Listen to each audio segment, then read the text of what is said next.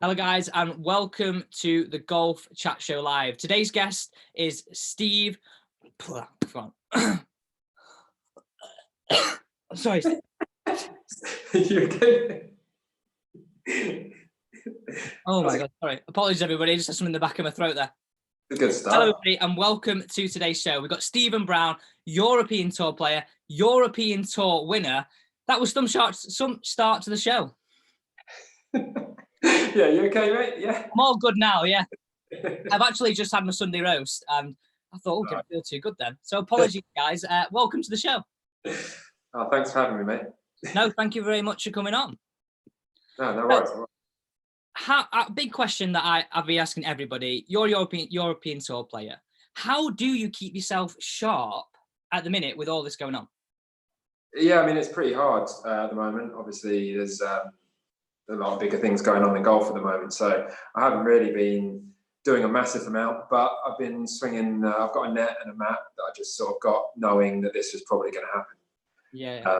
And just trying to work on a few things swing-wise. I mean, the fact that I'm not going to be playing a tournament now for, well, at least July, August time. So kind of gives me some time to just try and work out some stuff, maybe try and improve on some swing things that needed to happen, and I've got loads of time to do it. So it's more kind of off the golf stuff that I've been trying to kind of get on top of things, sort of some gym things, try and get the body and all that sort of stuff in a good routine. So the whole package, trying to just keep it all ticking over. So are you using somebody for those fitness things, or is that something that you know yourself and you're well versed in that? Yeah, obviously it's difficult. I've only sort of got home stuff like a TRX and some resistance band things, which you can do some decent stuff. I work with a guy called Justin Buckthorpe, who's a kind of a golf trainer. He works with quite a few of the guys on tour. And I saw him maybe 2 weeks before the lockdown started, and I did sort of go through some stuff with him, knowing that that's a possibility. So it can kind of keep me going. Obviously not making massive gains into your strength. It's pretty hard without loads of weights, but not that I lift massive weights anyway, but that's taken out of my hands. But yeah, he gave me some good exercises just to kind of maybe build up a little bit of strength in the areas that I'm weakest. So are you a big user of technology then? If you did hit some ball, do you use technology when you do that? Yeah. So I'm lucky enough to have my TrackMan with me. So even though I am hitting into a net, you can use a TrackMan and still kind of see where the ball's going in, to a certain extent. Yeah. A few of the guys are doing some quite sort of just like tests, like Rory Cantor. He sent me this kind of par 3 challenge that he made up, and we can all kind of do it. He kind of made up 10 par 3s like that he liked around the world, or and then you kind of input them into some sort of like challenge if you want, and who can get the best score, just to keep it a bit interesting, really, when could get a bit monotonous just whacking balls into a net. Have you done the challenge? That's my next question. I did give it a go earlier. I didn't send him the result because so I'm guessing it didn't beat his score then. It wasn't the best. I hadn't hit balls for a couple of days, so maybe I'll blame it on the mat giving some funny readings. We'll go with the mat. You know what I think's potentially a weird thing for you guys? So since you turned pro, you've probably not spent this amount of time at home. You must be itching your feet to get out again. Yeah, I think my girlfriend's probably itching for me to get out again. Because like you say, we don't normally spend this much time at home. So it has been nice to actually get into that mindset of being able to be at home for a bit longer and not be we're always looking towards the next week or the next round of tournaments. And considering none of us know at the moment when that's going to be, that kind of gets taken out of your mind, and you just kind of deal with each week as it comes because there's nothing else to do. So it is a different mindset, which has actually been quite nice, actually. Because a normal week off, is not really a week off, is it? You might have get home on the Sunday/the Monday. You might have Monday afternoon off, Tuesday, and then you're back working again, preparing for the next week. Yeah, exactly. I mean, someone said to me once that really the weeks that you're at home should be the hardest working weeks, in that's where you can really get a lot of work done. And then when you go to the tournaments, that should technically be easier in a way, because you should have you've got the game that you've got then. So you're not really going to make a massive difference on the week. Yeah. So, and like you say, I'm a sort of guy that I can't really sit around and say just do nothing when I'm home, and I kind of have a day of that, trying to catch up with some rest, and then I kind of need to get back out doing something. So that's probably why this has maybe felt more difficult for me, in that you can't go out on the course and even try and get better that way. It's such a funny situation for everybody. Okay, I just want to kind of cast your mind back before being a pro, and like into your amateur career. You represented GB&I in the World Cup in 2011. A lot of people who have been very successful have been in that team. Tommy Fleetwood, just to name one of them. Do you think playing World Cup, playing in those things, really prepares you for being a professional? Not necessarily. I mean, I think amateur golf now is such a high level, especially with the stuff in the States, college golf. I mean, you can see that guys come out of college in America and they're going to win on tours around the world instantly. Yeah. So I would definitely say amateur golf, top level, does get you ready for professional golf. But I mean, the Walker Cup is great to play in, and it was a fun week, and it certainly gave all of us something to aim towards, us guys that were playing all the amateur stuff, you know, around Europe, GB&I. It certainly gave us something to try and get into and enjoy doing. But I mean, it's most of the guys that play Walker Cup tend to have good careers because they're good players, not because they played in the Walker Cup. But it was great. I mean, we had a great time. I mean, I'm still really close with some of the guys on that team, and it's taken us a few more years, but you know, I think you're starting to see the GB&I team from 2011 starting to kind of mainly play on the Challenge Tour and European Tours. Whereas the team we played against, they had such an unbelievable team that they were all pretty much on the US Tour within 2 years, or winning on the US Tour within 2 years. I mean, their team was unbelievable. So it was lucky that we got to play them on a super windy Royal Albert. Perfect conditions for GB&I, not them. Yeah, exactly. Yeah, and I mean, I remember about that. The only thing that really sticks in my mind is first seeing Jordan Spieth. He was about 16 at the time, and he was playing. And he was just played some great golf. I remember I didn't play in the morning foursomes on the Sunday, and I was out, and I think he was playing against Tom Lewis and Mikey Stewart, and I think he birdied the last four or something stupid to halve the match, and we were all kind of like, wow, this guy's pretty good. Turned out to be all right. And the other thing was Jack Senior being the only person out of the two teams to just wear a t-shirt the whole weekend when it was about 3 degrees and blowing. Why am I not surprised at that? Yeah, the only person who could do that. So talk to me a bit about, after you played World Cup, you then turned pro, played a little bit on Alps Tour, then you got onto Challenge Tour, and then now being a European Tour winner. To kind of talk me through how you've kind of taken those nice stepping stones all the way to where you are now.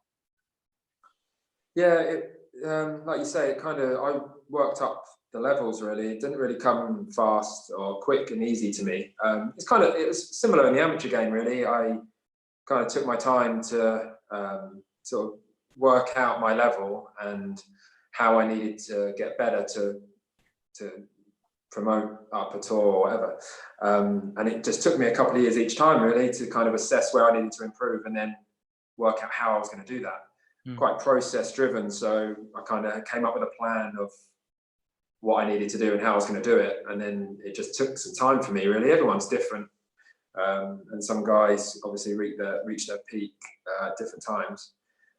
It just took me, basically 5-6 years after I turned pro to get onto the main tour. So that was kind of when I had that last year on the Challenge Tour. It was kind of getting to the point where I probably would have given it another year after I graduated to the European Tour. But, you know, it was starting to get to that place where you're starting to think, well, I can't do this forever. Going to have to start showing signs of it soon. So that was really big that I came up that year on the Challenge Tour, because that just kind of reminded you that potentially you can make it to the European Tour. And even bigger, really, to finish 97th that year and keep your card. Yeah, absolutely. It was Was that the year that it was 100 players kept the card? Or no, that was the first year that they changed it to 110.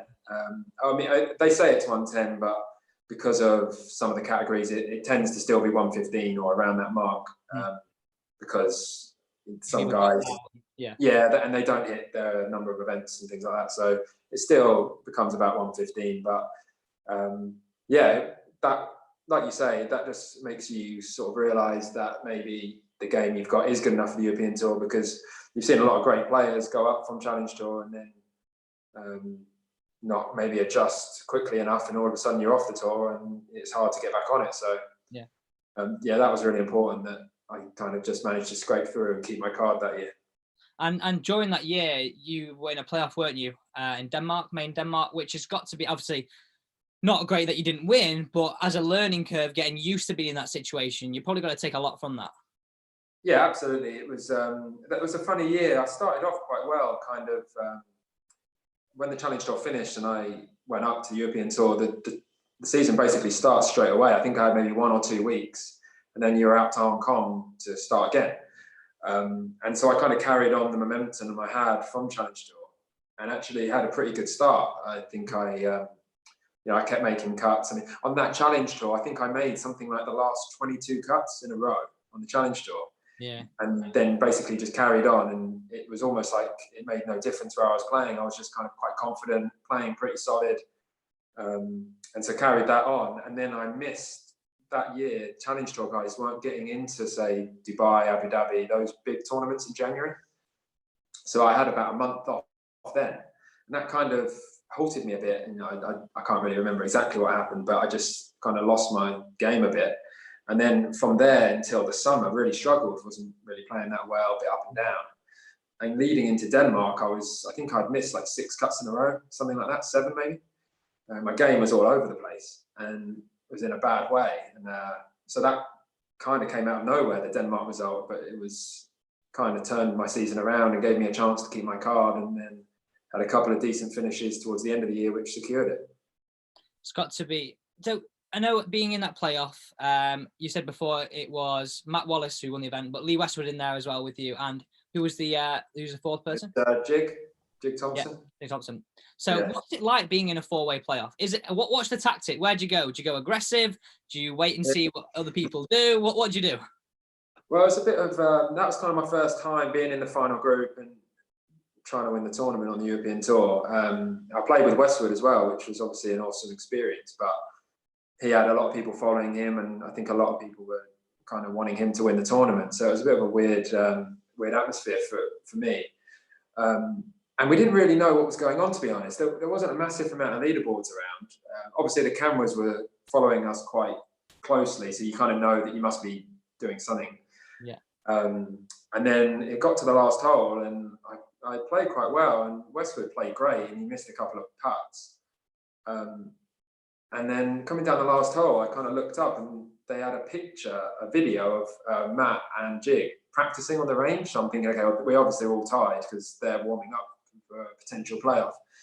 And it was around the time that the Ryder Cup was getting chosen. So Matt had that going on. Yeah. And so we both parred the last and signed our cards. And I can't remember, someone said to me that Matt had just birdied something like 9 or 8 of his last 10 holes or something like that. So we were kind of a bit, where's that coming from? And then that hole was actually a sort of dogleg to the right, par 4, and there's water all the way up the right. But it was kind of, I couldn't fly the water. I remember caddying there. It's on that tee, and I think it's actually is it a new tee? It's actually a bit further back now, and it looked narrow from where when I was caddying and we played there, but it's got to look even narrower back there.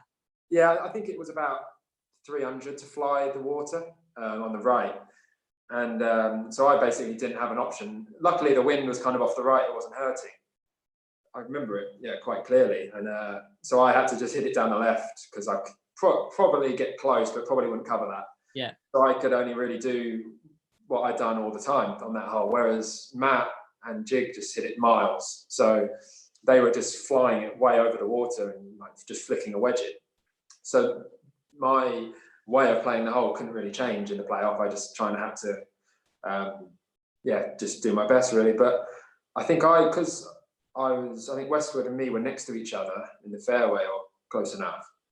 And we were obviously first to go, and I just hit this shot in. It was pretty much the same distance I had in regulation on 18.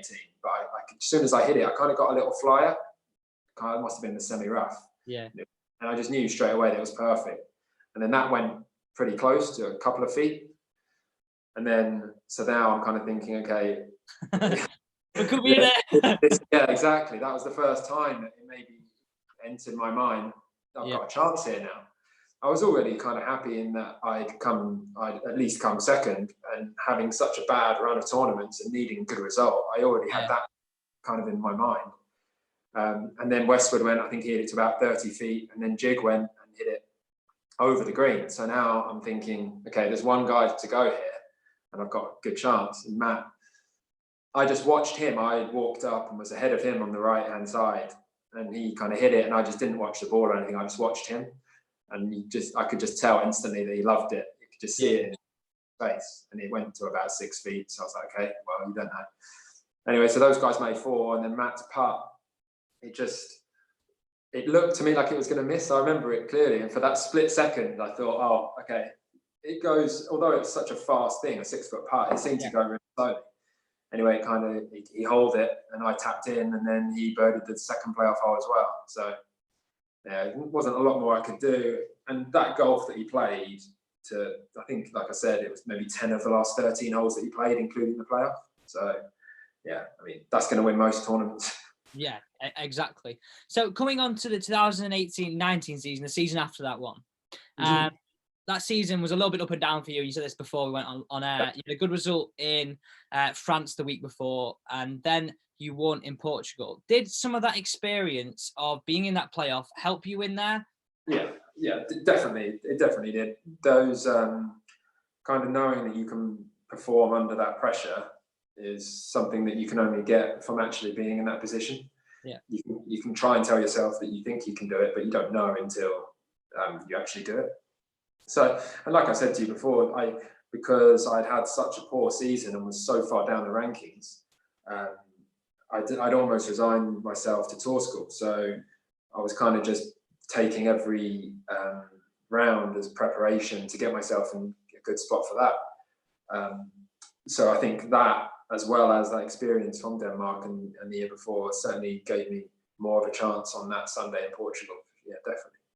So just tell people a little bit about that season. I know I sort of alluded to it there, but after keeping your card the previous year and then being up and down, nice result in a Rolex event, isn't it, in France? It has been for the last few years, but last season it actually wasn't. It wasn't? They moved it to the end of the year. It's normally in July, and it was a Rolex event the year before. But last year they moved it later on, so second to last event. And it wasn't a Rolex event, but it was at the Golf National still, which is probably the hardest course on tour, certainly one of them. So to play well around there and have a decent result, I think I came about 11th or 12th. Yeah, 11th objective. And I actually kind of had a difficult finish there. So I knew my game was in. If you can have near enough a top 10 around there, you must be playing well. You can't fake it around there. So I think that gave me a little bit of confidence, moving into the Portugal event. And then that week, I remember reading something, and depending on certain results, you had to finish, I think, is it inside the top 3? Yeah, I think that's what it was. I think if I came, depending on other results, if I'd come third with maybe one other person, but I had to be third by myself to guarantee it. And I think I went into the final round. I was second to last group, so I must have been maybe third going into the final round, or tied third with a few guys. So yeah, it was just such a weird day, because I remember pretty much all the shots I hit, but I hit it down the middle on the first, and then I just basically fatted a wedge from the middle of the fairway, just out of absolutely nowhere onto the front edge, just short of the front edge, and chipped up to about 6 feet and hold that. And then after that, it was almost like that putt just settled me down. I mean, on a different day, I missed that. It could have been a completely different thing, but I just had the calmness about me all week. I was kind of trying not to waste any waste any energy mentally or physically, knowing that I've got potentially a lot more golf to play. So I didn't really have much reaction to many shots. I mean, I say to Sam, my caddy, we laugh about it, but I won that week and I probably hit the worst shot that I hit all year in the week. Where normally I think I would have let that affect me mentally and fallen out of the tournament. I think it was on the second round that happened. Whereas, like I said to you, I think I'd resigned myself to it not really making any difference how I did, because I was most likely going to have to go to tour school anyway. I mean, to finish third is very hard to do. Yeah, exactly. Because the fields is so, I mean, a lot of people are in a similar situation to you, knowing they've got to have a good week to save the season. Yeah, exactly. I think if I looked at it a different way and kind of felt like, oh, I've got to do this, or, have all these scenarios in my head where this might lead to this or this might lead to this. If I had done that, I probably wouldn't have had a good week. So coming down the final 9 holes there, how are you approaching it in your head? Do you looking at leaderboards? Do you know where you are, or is it just sticking to the process? I remember I holed about a 25-footer on the 9th hole, like a downhill left to righter for birdie. Because I think I birdied maybe the second, and then just parred along. I hold a great par putt on 7 just to keep me going. You've heard me say a few times that I've holed some putts, and that's basically what happened the whole week. It was just basically he's a Hoover, everybody. Yeah, that week was pretty intense with that. And so I hold that putt on 9. I played the hole well and made a good birdie. And then I think I hit it pretty close on 10 and missed. And then 11 hit it close, hold that, and then hit probably the best shot I've ever hit on 12, like a 3-wood to about 6 feet on a par 5. That's the par 5 with the water, isn't it? That comes in. Yeah, exactly. It's water down the left, and I kind of just leaked my drive into the right semi, and had about 270, I think, just over maybe. And I just hit this perfect shot. Basically, it couldn't have come off any better. And then hold that, and so that was the first time where it was kind of, okay, I've just gone birdie eagle here. I must be around it. And anyway, there was a leaderboard on the next green, on the 13th green, and I saw the leaderboard then. But probably a good thing was that I saw that I think I was tied third at the time, or maybe tied second. So I knew that I could have easily fallen out. So it kind of just kept me going. Actually, you're going to have to keep trying to make birdies. You can't just par in, or at least think like that, because a bogey would have, taken me out of even keeping my card, let alone winning. So that was the first time I looked at the leaderboard, and then obviously after that I was looking at everyone to see where I was. Where am I? Yeah, exactly, yeah. How big is your caddy in that situation then? Was Sam trying to calm you down, or just trying to keep things as normal as possible? Yeah, he's a caddy. In that situation, I'd say is probably where the caddy's the most important. Sure. Sam's pretty chill, normally. So he was great that day. He was more chilled than ever, really, which it definitely rubs off. And you can tell instantly. I think most players would say that if you can tell your caddy's a bit edgy, then that kind of rubs off on you. And I think that's the experience. I mean, we obviously had the playoff in Denmark, and we had a lot of tournaments together. So Sam would probably learn as well from that stuff, so had I. And so he definitely was super calm, and he definitely helped in that situation. I mean, I remember on the 18th, Ollie, we were standing in the middle of the fairway, and Ollie Fisher, I was playing with, who actually played great that day, but he hit a bad tee shot off the last. Have you played the 18th? I've not played it, but I've caddied around there, and it's a tight hole, isn't it? It is, yeah. And it's water all the way down the left, and the fairway actually sort of cambers into the water. Yeah, and if it's firm, you could easily land it like left middle and actually end up in the water. Yeah, exactly. And his ball just sort of went into the water, and it just seemed to take ages for him to do his drop because of the fairway being like that, dropping it and placing it. But anyway, so I was kind of standing in the fairway just wanting to hit it, and I was come on, guys. Yeah. And I was sort of saying, I think I might have even said to Sam, like, should I just go? Like, should I just say, Ollie, I'm going to go? And he was like, well, no, don't worry. He'll be done in a second. And, even just little things like that, there's little comments where he was calm. Because he could have said, yeah, go on, hit it now. And you don't know what's going to happen then if you sort of... You could make an irrational decision, wrong club, win slightly wrong. Exactly, yeah. I mean, it wasn't a super hard shot, to be fair. but I guess most shots are hard in that situation. Yeah, exactly. Any shot would have been hard in that situation. Yeah, with water around, you definitely water left and short of the green to a front left pin. It was only a sandwich, but still. Still, anyway, fantastic result, and what a way to kind of finish a season, and then starting your third year on the European Tour. I know you mentioned this off air about kind of your mental resilience and some work that you've done with a mental coach and as part of your team. Steve Peters, you mentioned before we went on, The Chimp Paradox. It's actually a book I've read. It's very, very good. I find it quite deep read, if that makes sense, to people watching. But you said he's been a big factor in you transitioning to where you are now.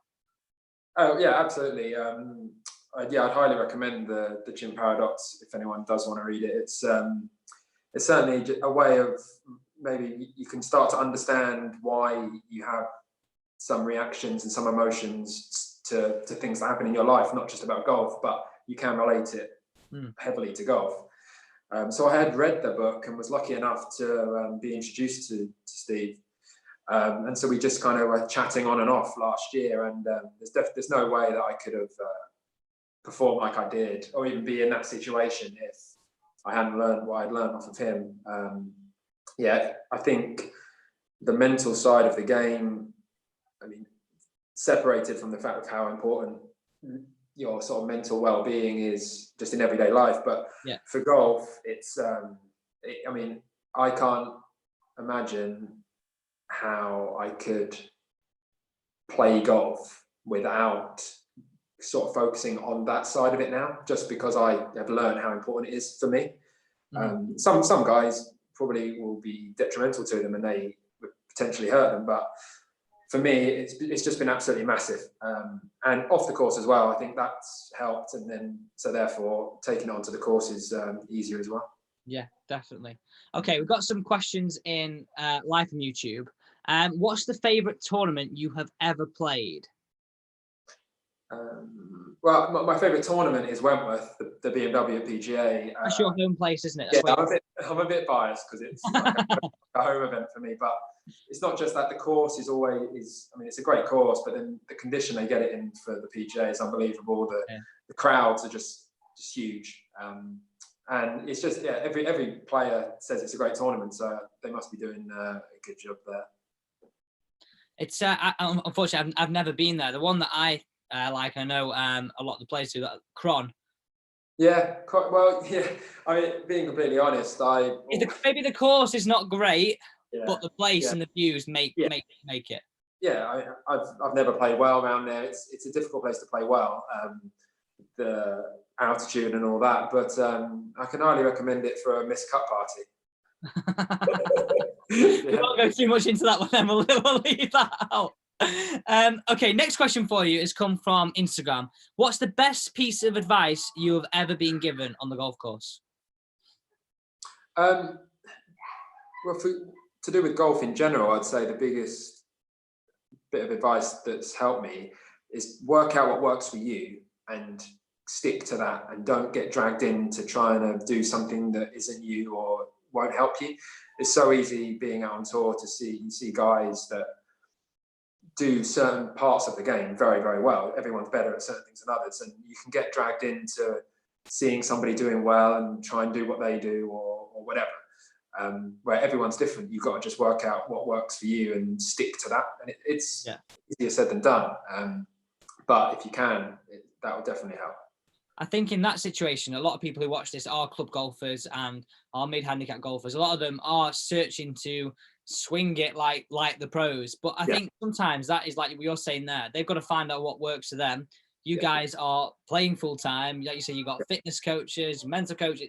It's not actually feasible for them to try and do that. I mean, obviously, if they're young and they've got aspirations of playing on tour, of course. But still, I think it's an important thing. Find out what works for you. It's like, for example, you said in Denmark, not going to try and take it over the water on the right. It's not your shot. You could have easily been led into in a playoff scenario for going for that.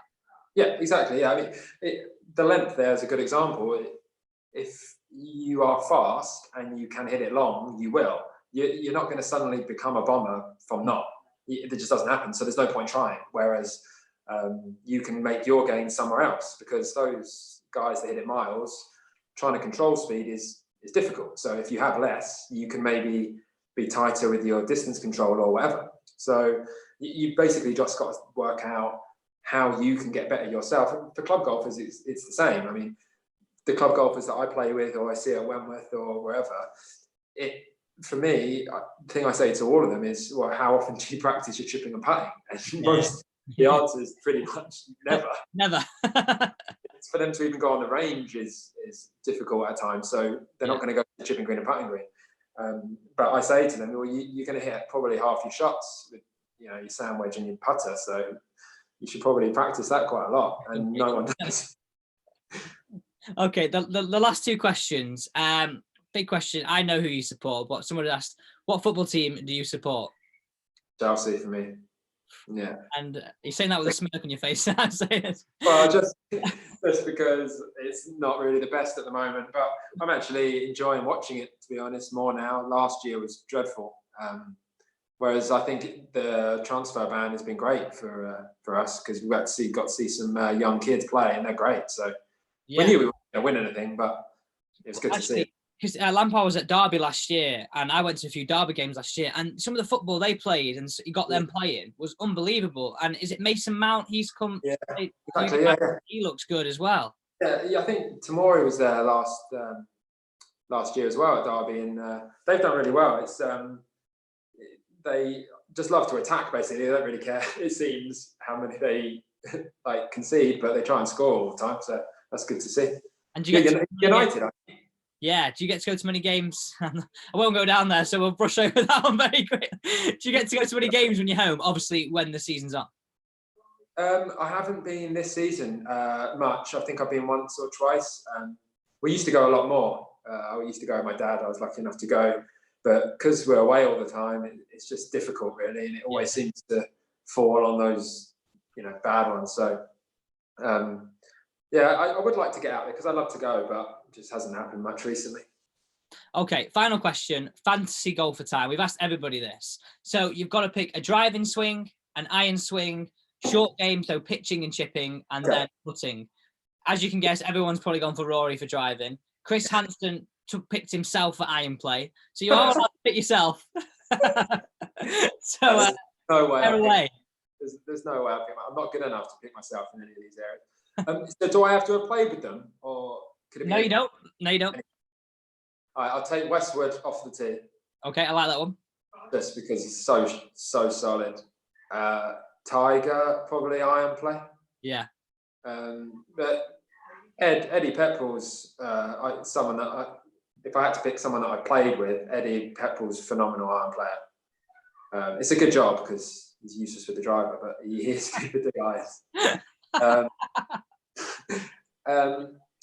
Short game, I guess.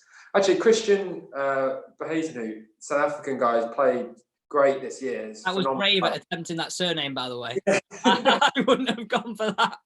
Well, we played with each other so many times. He's the guy out there who I just always seem to get drawn with. So I've had to say it quite a lot. His short game pitching is just unbelievable. So good. He's just got the best hands. So yeah, I'll go with him because I played with him as well and seen it a lot. Yeah. Putting, maybe Matt Fitzpatrick. I've played with him a couple of times. Looks like he's going to hold every putt he looks at. So, and he does most of them. So yeah, that's pretty good. Pretty good golfer. I like that. You've not gone mainstream there either.